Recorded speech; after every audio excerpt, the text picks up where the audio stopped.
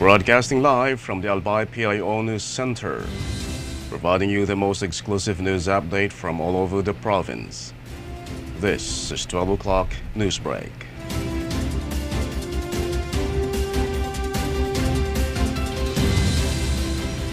In the local scene, the Agricultural Training Institute ATI Bicol has lauded the Albay Provincial Agricultural Office APAO for its unwavering commitment as its partner in agri-fishery development. APAO's efforts were recognized with a plaque of appreciation during the regional celebration of ATI's 37th anniversary held last week at the Isarog Hall, Diversion Road, San Agustin Pili, Camarines Sur. In other story, the Department of Social Welfare and Development Office 5, through its Provincial Link Provincial Operations Office of Albay headed by Rina Apuya, assured their commitment to strengthen their services to Pantawid Pamilyang Pilipino Program 4-piece members in Albay for 2024.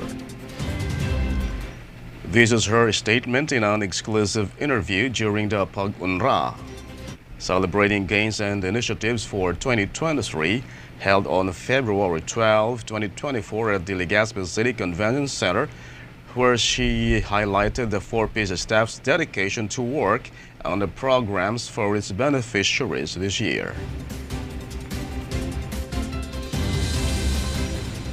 In other news, the Philippine Ports Authority PPA has proposed alternate routes to alleviate congestion at the Port of Matnog in Sorsogon and enable faster travel for vehicles and passengers from Luzon to Visayas, particularly during the Holy Week season. According to Achilles Galindez, Division Manager of Terminal Management Office TMO in Matnog, the use of alternative routes will ensure uninterrupted travel of goods and passengers from Luzon to Visayas and Mindanao, while also decongesting the national highway leading to the Port of Matnog. In the national scene, the death toll in the massive landslide that hit a mining village in Maco, Davao de Oro has reached to 85 according to the latest report of the provincial government. The same report noted that 38 remain missing following the landslide that hit the gold mining village of Masara on February 6. 9 victims were laid to rest at the Mawab Public Cemetery on Wednesday afternoon, while several unidentified bodies were also buried in a mass grave as recommended by the Municipal Health Office for health and sanitation purposes.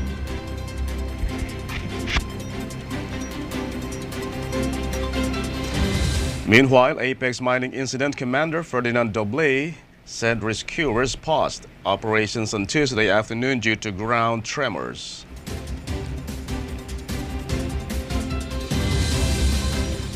Another story, a government task force is said to help some 4,000 farmers in western Visayas and Zamboanga Peninsula who are severely affected by the El Niño phenomenon. Task Force El Niño spokesperson Joey Villarama said the farmers will receive seeds for alternative crops after the weather phenomenon affected more rice and corn plantation.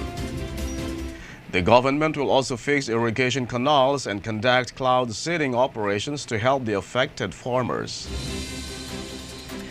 A government bulletin earlier said agricultural damage due to El Niño has reached 151 million pesos, with possible production losses pegged at 6,618 metric tons of palay and corn, mostly in Iloilo, Antique, Negros Occidental, and Zamboanga del Norte. In other news, clearing operations of the Metropolitan Manila Development Authority had a Valentine's Day twist on Wednesday, as enforcers also gave traffic violators in Manila bunches of roses along with their tickets. In total, the MMDA made 56 apprehensions, including 17 illegally parked vehicles that got towed. It also targeted sari-sari stores and eateries that were occupying the sidewalks of Barangay 662. While there is nothing wrong with making a living, MMDA Assistant General Manager for Operations David Angelo Vargas said such small businesses should not be crowding walkways and causing unnecessary traffic.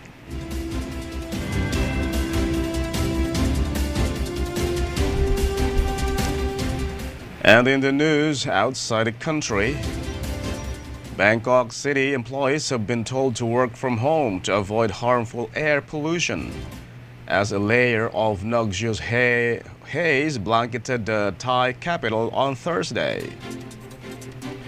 As city authorities asked for cooperation from employers to help workers in the city, some 11 million people avoid the pollution, which is expected to last till Friday. That will be today.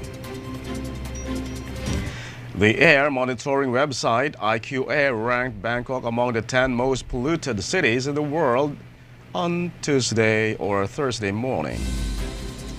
Bangkok Governor Chad City Punt said late Wednesday that all city employees would work from home on Thursday and Friday.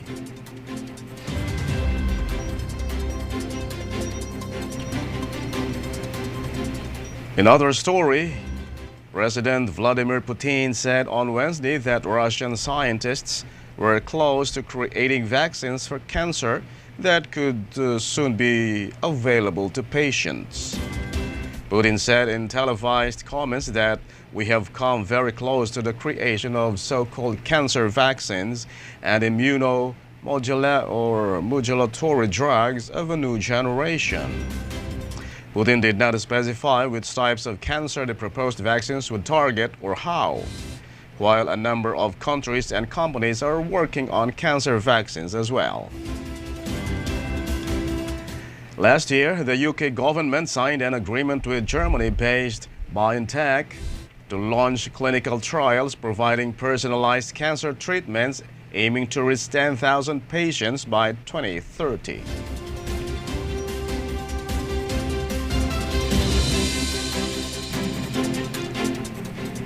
And finally, in the news outside the country, families of Israelis held hostage by Hamas since October 7 urged the International Criminal Court on Wednesday to ensure justice for their loved ones and to help them bring home. Standing in the rain, families and activists waved Israeli flags and chanted, "Bring them home now."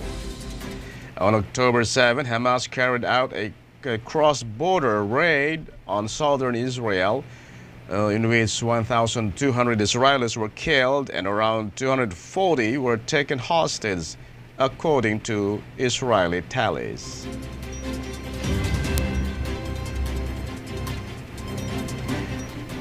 The case at the ICC is separate from the genocide case launched against Israel at the International Court of Justice, or World Court, also based in The Hague.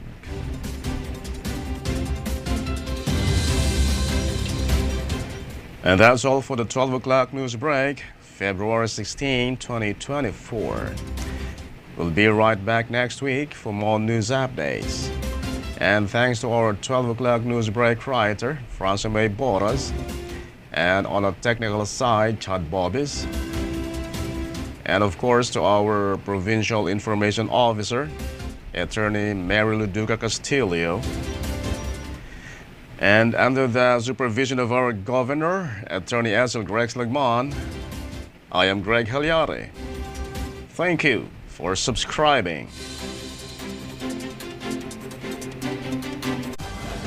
Hello, this is Cedric Daep, Department Head ng Albay Public Safety and Emergency Management Office. Suportan na po ang Albay PIO TV dahil na po kita din maaraman, masasagutan, information, manawag sa mga ipo, manawag sa disaster, manawag sa development.